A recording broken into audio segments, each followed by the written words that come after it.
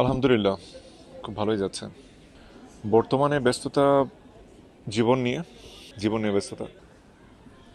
Cinema যখন release হতে শুরু করবে ইনশাল্লাহ তখনই দেখবে। আমরা তো জানি যে আসলে লম্বা একটা সময় কিছু জটিলতা গেছে আমাদের নানান কারণে। সো আশা করছি এখন সব সমস্যা কেটে যাবে এবং খুব ভেরি সুন কাজগুলো দেখতে পাবে। তারকারা মনে হয় শুটিং স্পটে রোজা রাখেন না, অতবার রোজা রাখেন না। সেটা নিয়ে কি বলার আছে? অনেকেই জানতে চায়। এটা তো আসলে যার যার পার্সোনাল ব্যাপার।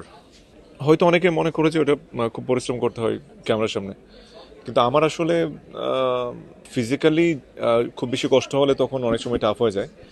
কিন্তু আমার যত কষ্ট হয় আসলে আমি রোজা ভাঙি না। কারণ আমি একবার খুলনায় অপারেশন সুন্দরবনে শুটিং করতে গিয়ে এমন কষ্ট হয়েছিল তখন।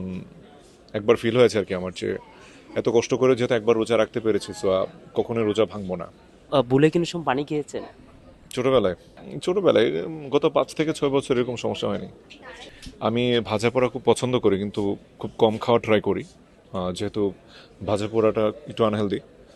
সো আমার খুবই পছন্দের হচ্ছে দু একটা খাবার আমার ভাজা পোড়ার মধ্যে খুব বেশি পছন্দ, যেটা সবসময় অন্য কিছু থাকলেও লাইক হচ্ছে ইফতার। ইফতারের মধ্যে ভাজা পোড়াটা প্রতিদিন আমি মেনুতে রাখি না। লাইক হচ্ছে দুদিন আমি অ্যাজ ইউজুয়াল যেই তথাকথিত যে ইফতারি আছে সেটা করি, আর অন্যান্য দিন হচ্ছে জাস্ট সিম্পল খাবার দাবার খাই, যেটা আমার ডায়েটের মধ্যে আছে আর কি। সকালে উঠে দেখেন যে আজান দিয়েছে, এরকম কিছু সময় ভুলে হয়েছে? না, অনেক সময় দেখা যায় যে ডিনারটা যখন 2টার সময় করি তখন সেহরিটা অনেক সময় মিস হয়ে যায়। তবে অন্তত নামাজ পড়ার জন্য হলে উঠি।